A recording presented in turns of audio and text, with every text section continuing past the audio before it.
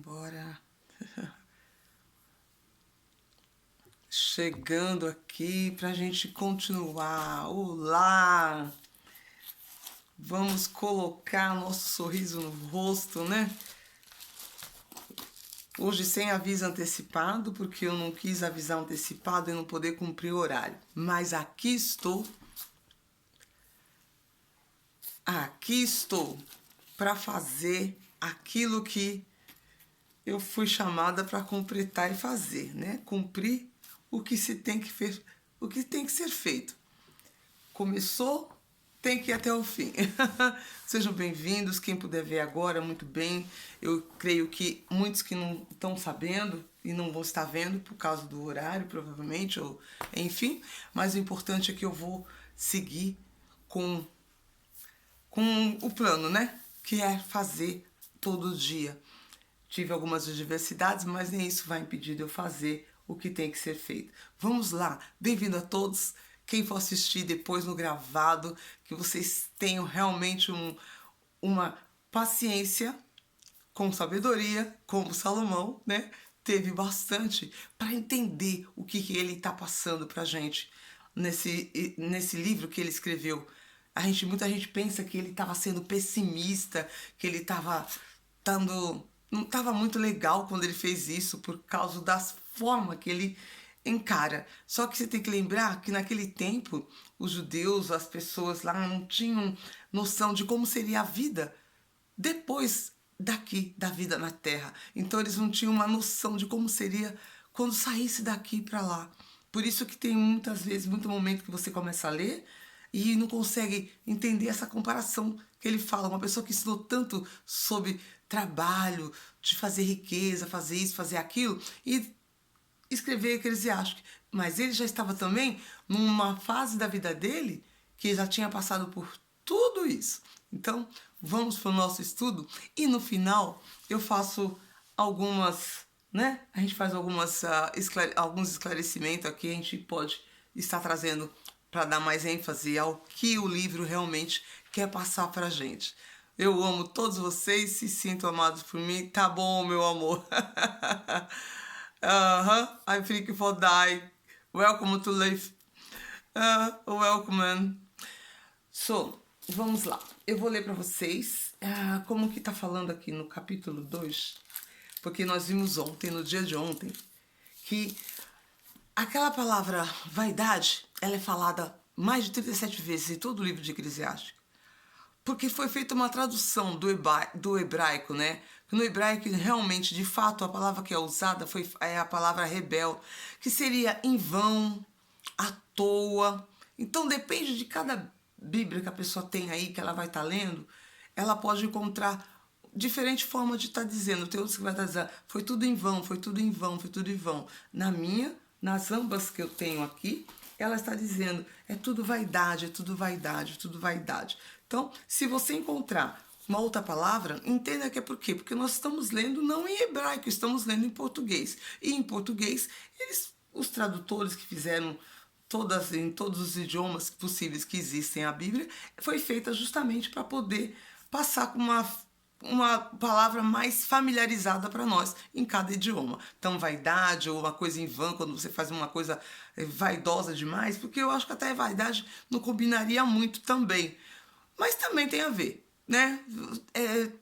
Em determinadas situações é vaidade. Principalmente agora, no capítulo 2, seria a palavra vaidade encaixaria bem. No capítulo 1, talvez pudesse mudarmos a palavra vaidade por coisas em vão, por coisas inúteis, digamos assim.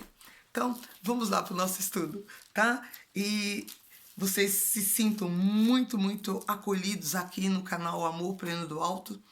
Eu sei que muitos vão estar vendo depois do gravado, eu tenho certeza disso, porque é para ser espalhado o que temos de melhor, o que temos de Deus dentro da gente, eu divido com vocês, eu passo com vocês. Então, aqui no segundo capítulo, chama-se Os Prazeres e as Riquezas Não Dão Felicidade. Os prazeres e as riquezas não dão felicidade. Assim está na minha Bíblia da Mulher que Ora, é a minha Bíblia de estudo. Eles não dão felicidade. Já que na outra, é a Reina Valéria, ela tá com outro título, mas que não deixa de mudar o sentido. A vaidade das coisas materiais, que também não vai trazer tanta felicidade assim. Ajuda, mas se não tem o principal, não vai trazer. Então vamos lá. Eu vou ler ele todinho, pausando naquilo que fizer maior sentido para que possa ser esclarecido, e a gente vai dando continuidade, tá? Então, vamos lá, mergulhar em Eclesiastes 2. Disse meu coração: vamos, agora provarás a alegria e gozarás de bens, mas eis que também era vaidade. Do riso disse: está louco? E ao prazer? Do que serve isso? Propus em meu coração acolher minha carne com vinho, e que andasse meu coração em sabedoria, enquanto ia após o desvario, até ver qual é a felicidade dos filhos dos homens, porque se afanam debaixo dos céus todos os dias de sua vida. Ele aqui, eu vou fazer um adendo, porque é importante comentar. Quando ele fala que ele começa a andar, buscar o coração dele no vinho, né? Buscando no meu coração como daria ao vinho, mas ele não esquece, porque aqui também ele fala regendo, porém o meu coração, quer dizer, tomando cuidado, tomando conta, para que o coração dele, com sabedoria, como reteria a loucura. Isso quer dizer, ele foi sim aproveitar os prazeres do vinho, da bebida, porque afinal de contas ele era vinhateiro, ele tinha vinhas, lembra? Ele tinha muitas plantações, ele construiu muitas coisas, ele sabia de tudo que essa natureza que já foi feita, porque como ele falou no capítulo 1, como a gente viu ontem, tudo já tem. O que é novo? Nada é novo, simplesmente é reformulado, porque o Criador já fez tudo.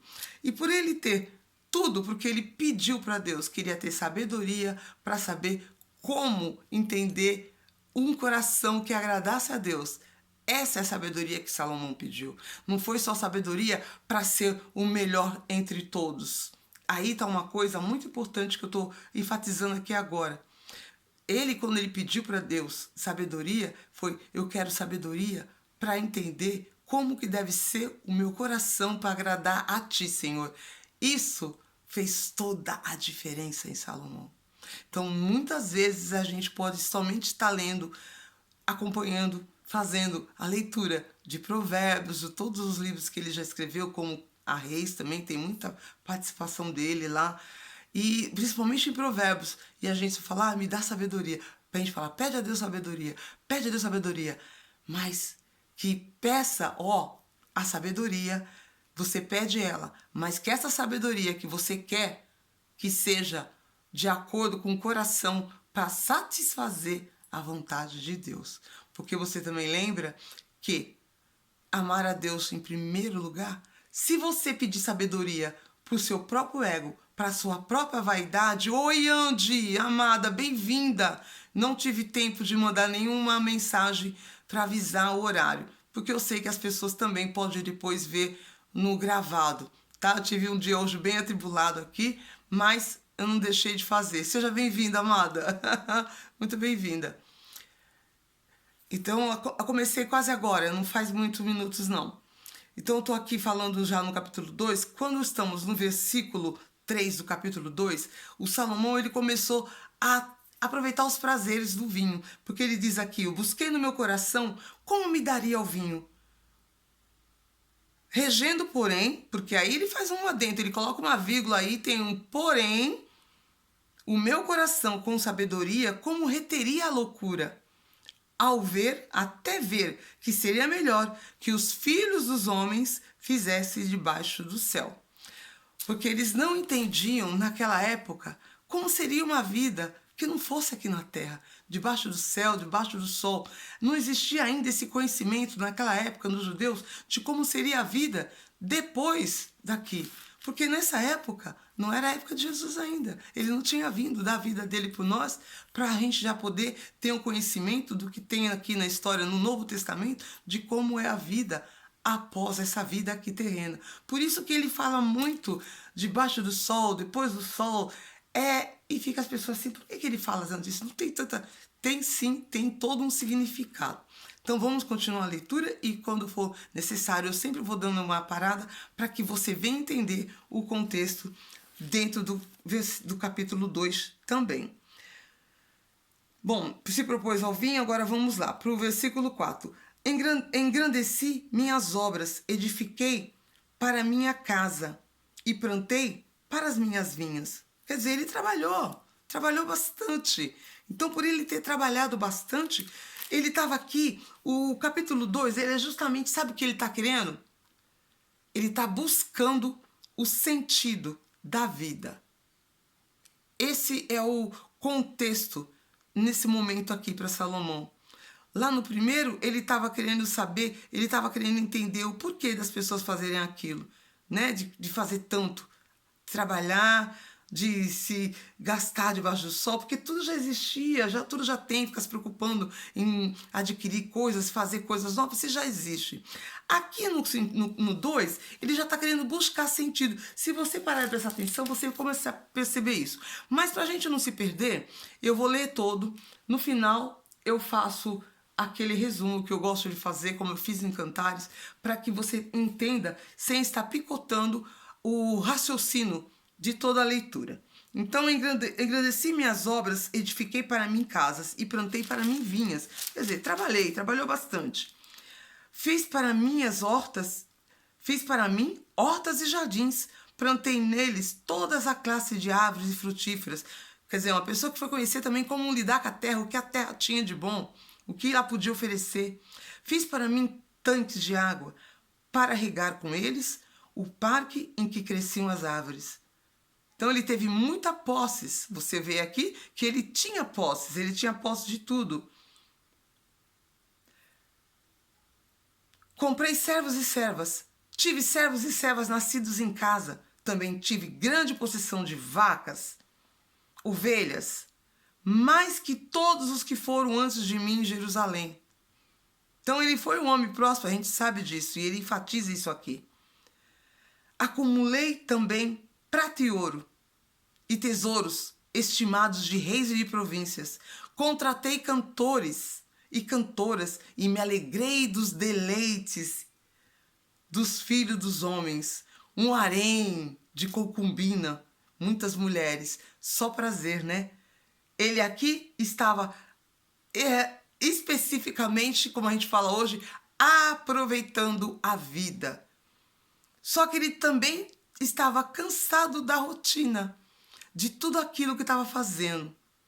Mas ele aproveitou. Então é o que muito acontece hoje. A gente pessoas, eu não falo a gente porque eu aproveito a vida. Tanto que eu tive um dia atribulado, cheguei, descansei, falei, eu vou dormir, eu quero dormir agora. Dormi 2 horinhas à tarde. Falei, vou dormir, eu estou me sentindo cansada, vou dormir. Aproveitar a vida. Porque eu tinha coisa pra fazer? Tinha, mas eu tenho que aproveitar a vida. Se eu ficar me matando, me extrapolando naquilo que não tá me deixando bem, eu tô fazendo alguma coisa errada, eu não tô sendo sábia. E olha só, aí quando de novo eu vim ler, eu falei, pois é, fez bem ter dormido. Depois fui jantar com meu esposo numa casa de um amigo que tinha nos convidado para um jantar. Foi maravilha, aproveitar a vida. Salomão fazia isso. Mesmo com todas essas coisas, ele está buscando o sentido da vida e ele aproveitou a vida aqui. É a mesma coisa que nós também, se a gente trazer para a gente, não adianta você só ter, se você não aproveitar. Essa sabedoria que você busca quando você lê Salomão em Provérbios, se você não aproveitar a vida, ela não é uma sabedoria. Ela não é. Ela se torna um enfado. Foi o que ele descreve aqui, porque quando ele fez Eclesiástico, ele já estava numa idade mais avançada. Ele já tinha descoberto a sabedoria, ele tinha buscado o conhecimento, porque era necessário. Não que não devemos fazer isso. Só que também ele está nos ensinando como devemos agir, para que depois chegar num certo ponto, você não se sentir enfadado numa rotina cansativa.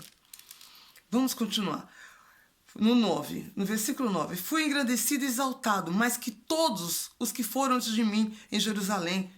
Ele era uma pessoa influente, né? Ele era muito influente. Por isso que ele fala, fui engrandecido e exaltado, mais que todos que houve antes em Jerusalém. Além disso, mesmo sendo influente, conservei comigo minha sabedoria.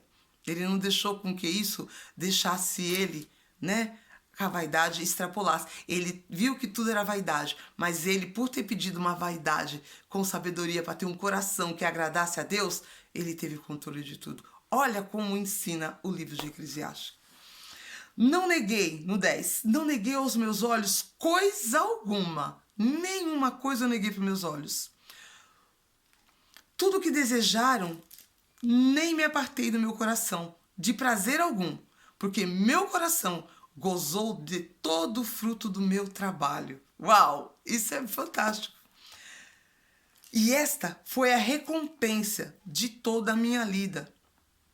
Quer dizer, você tem riquezas, você está acumulando, mas você tem que ter recompensa de tudo isso. Senão, não tem valor nenhum. O que adianta ter, né?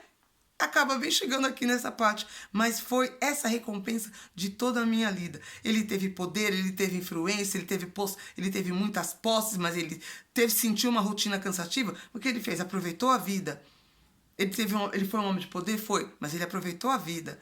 As riquezas aumentam essas possibilidades. Então, não desista, tem que ser sábio, mas não desista da sabedoria quando você adquire a riqueza. Muito bom, ótimo contexto. Olhei eu para todas as obras das minhas mãos que elas fizeram e o trabalho que tomei para fazê-las, e eis que tudo era vaidade, né? Ou tudo era em vão, como pode-se dizer, que como eu expliquei lá no início, do comecinho da nossa live, que a vaidade, ela vem da palavra rebel, que do hebraico significa vaidade ou em vão. Tem várias traduções, que não é muito necessário, é uma coisa vã, pode ser também. Então, que tudo era vaidade ou tudo era vão. E perseguiu o vento sem tirar proveito debaixo do sol. Ele já estava numa idade avançada aqui. Salomão já estava numa idade bem avançada quando ele escreve isso. Ele não tinha acesso ainda de como era, como saber como era na eternidade. Por isso que ele fala dessa jeito. A vaidade da sabedoria. Depois tornei a olhar para ver a sabedoria, os desvarios e as sandices. Porque o poderá fazer o homem depois de rei. O que ele pode fazer depois de ter sido rei? Depois de ter tudo que ele tinha. Ele começou a analisar. Então aqui ele está no momento que ele fez perguntas, ele começa a entender, né? Ele se questiona, ele pergunta e aí ele começa a fazer as próprias conclusões daquilo que ele perguntou, principalmente no primeiro capítulo ele faz muitas perguntas. Aqui ele já não só pergunta, como ele também começa a entender e tira as conclusões dele e fala as conclusões das perguntas que ele fez. No 13, vi que a sabedoria excede a sandice como as luzes, as trevas. O sábio tem seus olhos na frente, mas o nécio anda nas trevas. Mas, é muito importante esse mais aqui, também entendi que a mesma sorte sucede para ambos. Quer dizer, tanto a pessoa sábia como a pessoa tola, que é o nécio, ela vai ter também o mesmo fim. É isso que ele está pensando aqui. Vi que a sabedoria, ela excede a sandice. Como a luz excede as trevas. Quando você põe luz nas trevas, tem claridade, tem luz. A comparação que ele faz com o sábio e com o nécio é a mesma entre as trevas e a luz. Que no final, tudo é o mesmo. Entendi que a mesma sorte sucede a ambos. Quer dizer, o tolo ou o sábio vai ter o mesmo fim. Porque a gente não veio aqui para viver para sempre. Aqui ele levanta essa questão, né? Ele começa a levantar essas questões em todo o resto dessa Bíblia que a gente tem nas nossas mãos, meu Deus. Vamos lá, no 15. Então disse eu com meu coração, como sucederá ao nécio, também sucederá ao sábio. Para que, pois, trabalho até para agora tornar mais sábio. Por quê? E disse meu coração, que também isso era vaidade. Aqui ele está escrevendo de uma forma como se não fosse ele, né? Tem momentos que ele fala, ele escreve o contexto em Cantares não, aqui em Eclesiastes, ele vai escrevendo, tem momentos que ele fala na pessoa dele diretamente e tem outros momentos que ele fala dele, mas como se ele fosse a terceira pessoa, ele vai contando para alguém dele mesmo como se fosse outra pessoa escrevendo. É interessante a linguagem que ele vai usando aqui dentro da escrita dele. Mas isso, eu fiquei sabendo que era muito comum nessa época escreverem dessa forma. Porque nem sábio, nem no nécio lembrarás para sempre, nem nos dias vindouros. Tudo que será esquecido também morrerá, tanto sábio como nécio.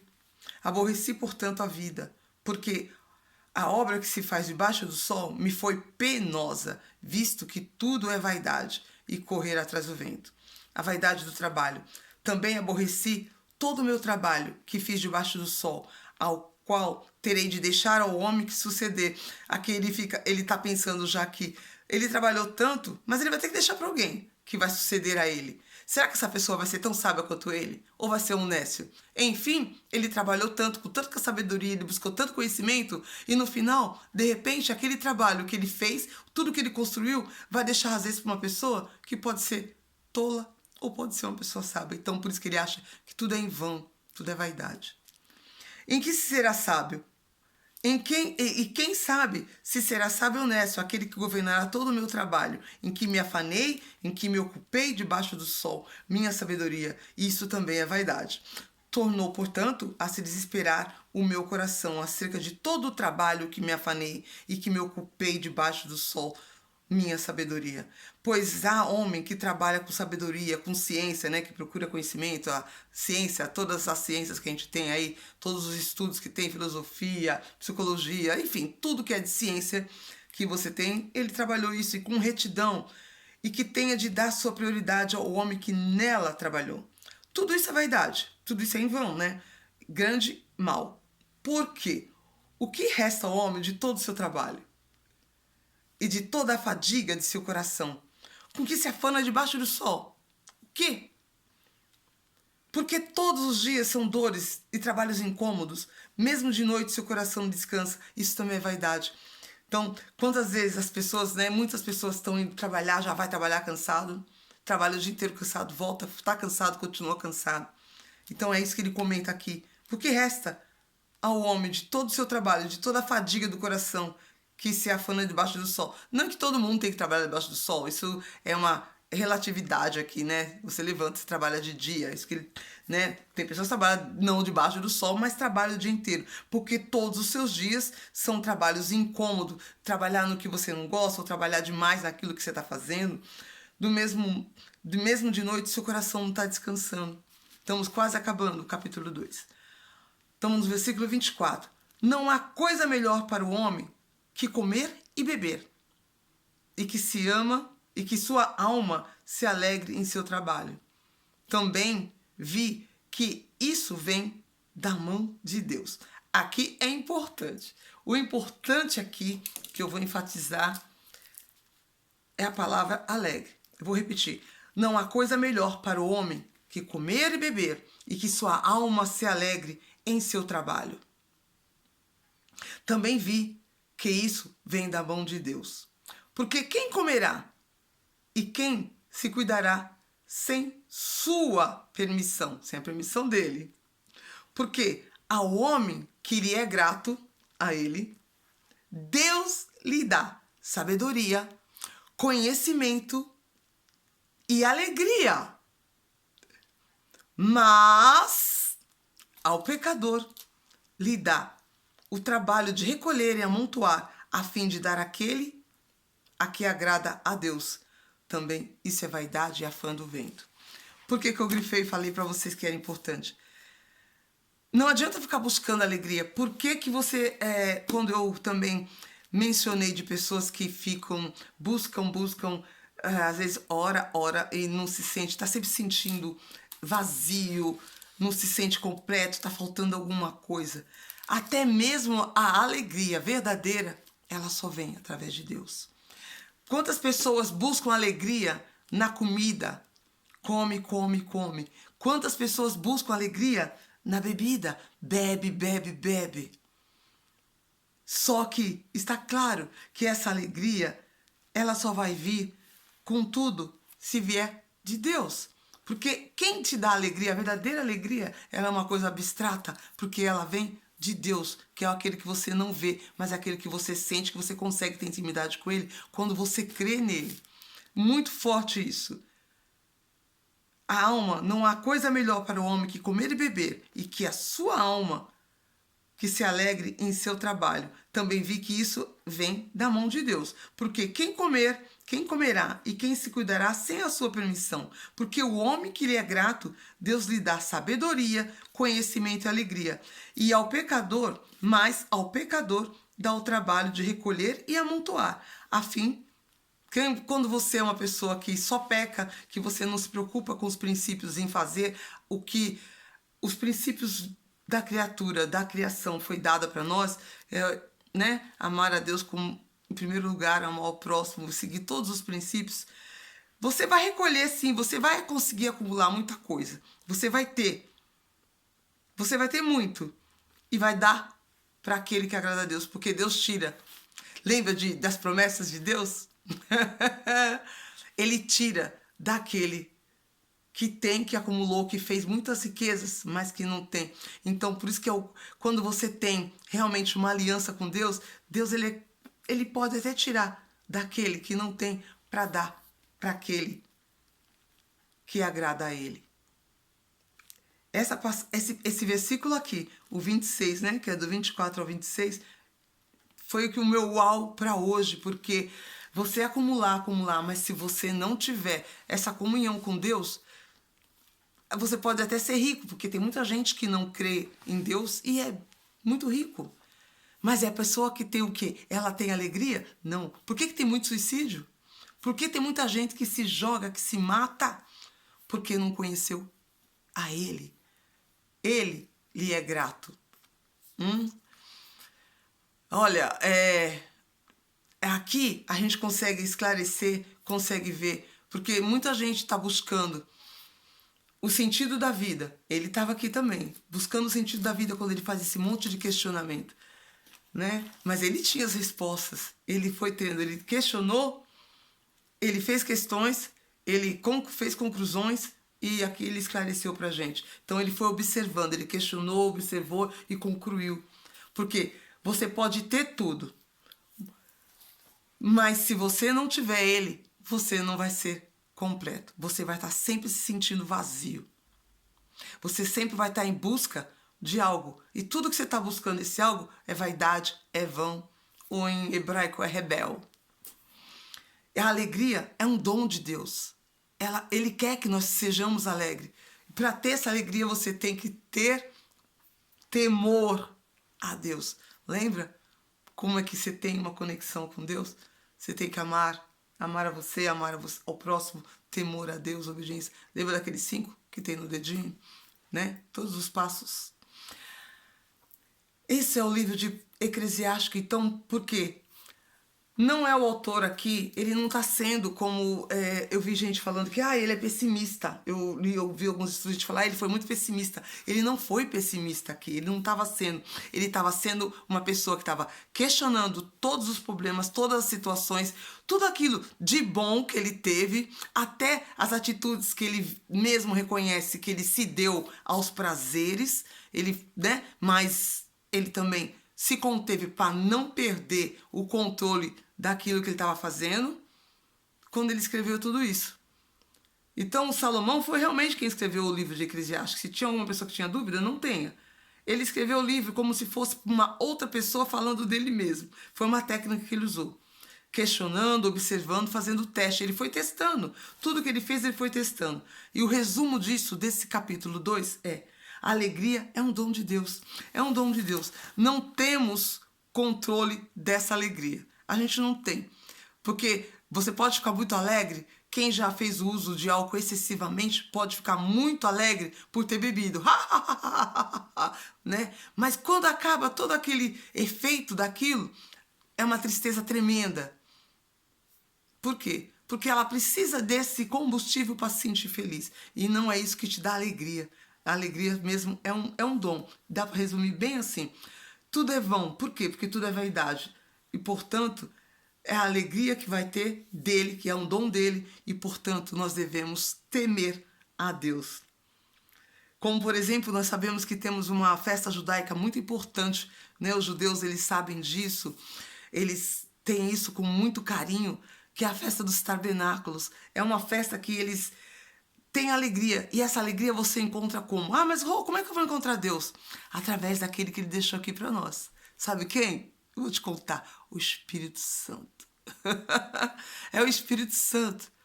O Deus que você vai buscar para você ter e vai te dar essa alegria. Porque ele deixou.